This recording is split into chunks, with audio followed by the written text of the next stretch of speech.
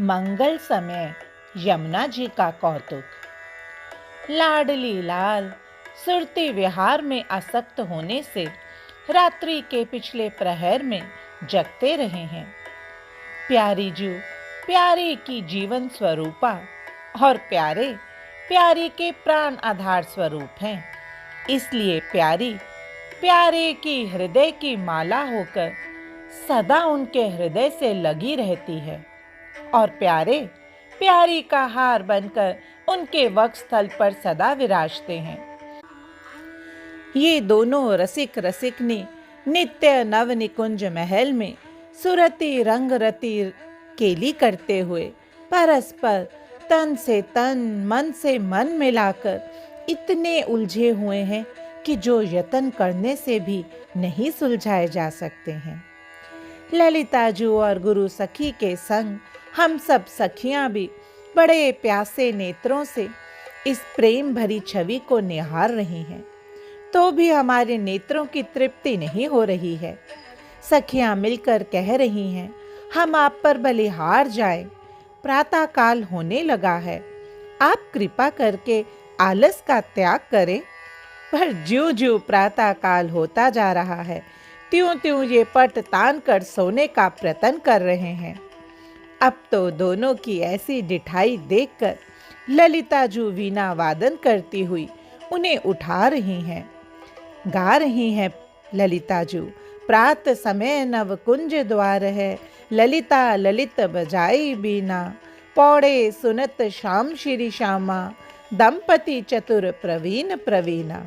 दोनों पौड़े पौड़े इस राग को सुन रहे हैं। ललिता जी गा रही हैं कि हे प्रिया प्रियतम, अरुण उदय हो गया है, रात्रि की अधिष्ठात्र देवी रति सुख विलस कर चली गई है। अब आप ही हमारे जीवन धन तथा सकल सुखों की खान स्वरूपा हो, इसलिए अब आप उठ जाइए। सखी के मीठे वचन सुनकर प्रियाजू ललना ललन के संग सुख लूट कर सोकर उठ बैठी। ये दोनों रंग रंगीले प्यारी प्रियतम सुरती रंग के रंग में रंगे हुए आज कैसे सुशोभित हो रहे हैं। केली जन्य परिश्रम से इनके सब अंग शिथिल हो रहे हैं। प्रियाजू की कंचुकी ढीली होकर वक्षस्थल पर लटक रही है और अलकावली बिखरी हुई है। विलास में अत्यंत आसक्त होने के कारण इनको अपने अपने वस्त्र आभूषणों का अनुसंधान नहीं है, इसलिए अंगों के वस्त्र और आभूषण परस्पर बदले हुए हैं। लाडली जू पीतांबर ओढ़ी हैं और लालजू नीलांबर ओढ़े हैं। वक्षस्थल पर नख क्षत अद्भुत प्रकार से सुशोभित हैं। कपोलों पर पीक, अधरों पर अंजन लगा हुआ है। छबीले रस में उलझी हुई हारावली और अलकावली की शोभा तो हम सखियों के मन को मोह रही है। दोनों के नेत्र कमल रात्रि के जगने तथा आलस्य युक्त होने से कुछ अरुणता लिए हुए हैं।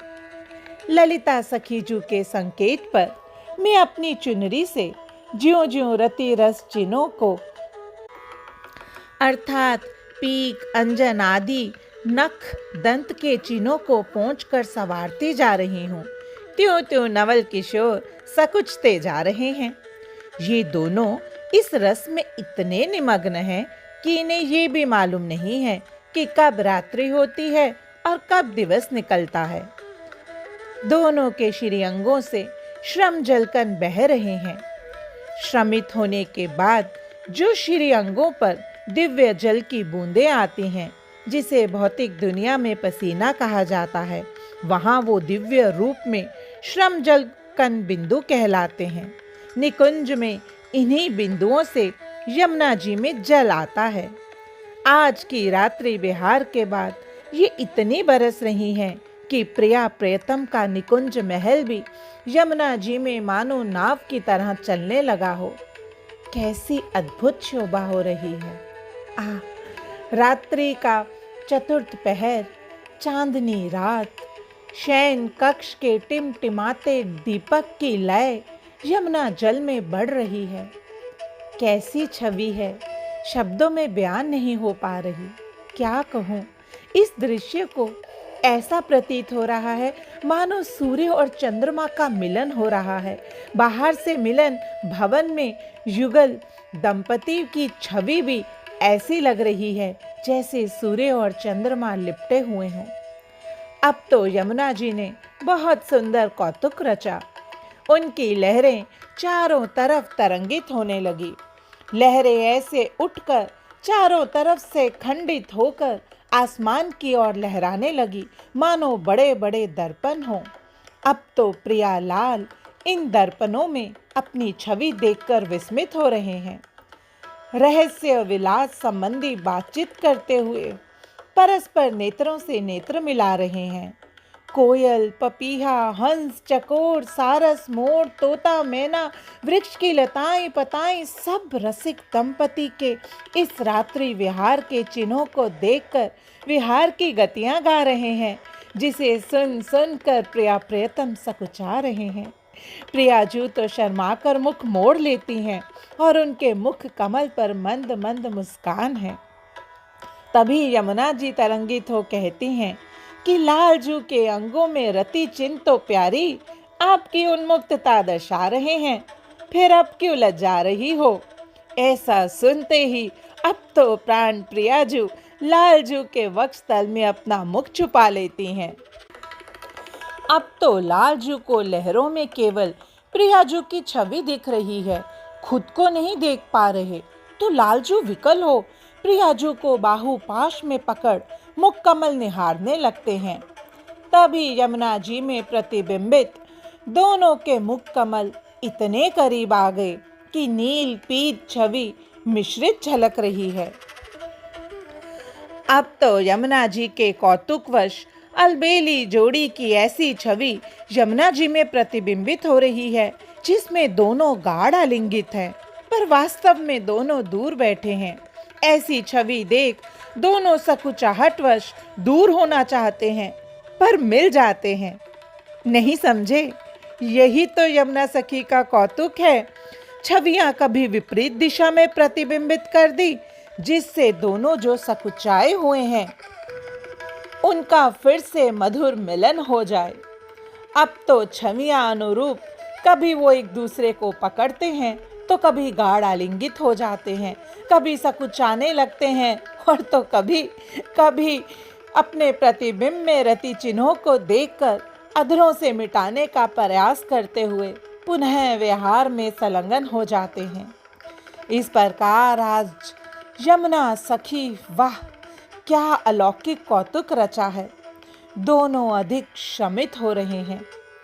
यह देख अब तो सुखद समीर बहने लगी। जल का सौरभ युगल दंपति को प्रेम विमग्न कर रहा है।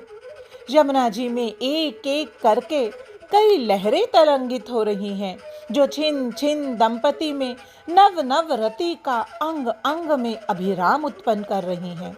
आज तो ऐसा लग रहा है मानो नव दुल्हू दुल्हन का प्रथम समागम हो, जहां वो कुछ सकुचाए हुए कुछ बौराए हुए मिलन को व्याकुल हैं। कभी यमुना जी वास्तविक प्रतिबिंब दर्शाती हैं, जिसमें दो की अर्ध मिलित छवि की झांकी मिलती है, जो ऐसी प्रतीत हो रही है मानो नवीन तरल तमाल के साथ लता लिपटी हो। निकुंज वासिनी प्रिया प्रियतम विलासिनी यमुना जी ने तो आज अद्भुत आनंद की रचना की है। ये नव नव प्रतिबिंब कभी दोनों की मंगलमयी छवि के दर्शन करवा सखियों से तृण तोड़वा रही हैं, तो कभी रसिक दंपति को अजीब उलझा रही हैं, जिसे देख सखियां बलिहार जा रही हैं। यमुना जी की तरंगें प्रियालाल के हृदय में रति भावों के रूप में तरंगित हो रही हैं। आज तो सब सखियां मिलकर कह रही हैं, आंचल पसार कर हम यही वर मांगते हैं कि ये दो रस खिलौने यूं ही सदा प्रेम रस में खेलते रहें और हम सखियां इन्हें खिलाती रहें। बोल श्री लाडली लाल की जय हो।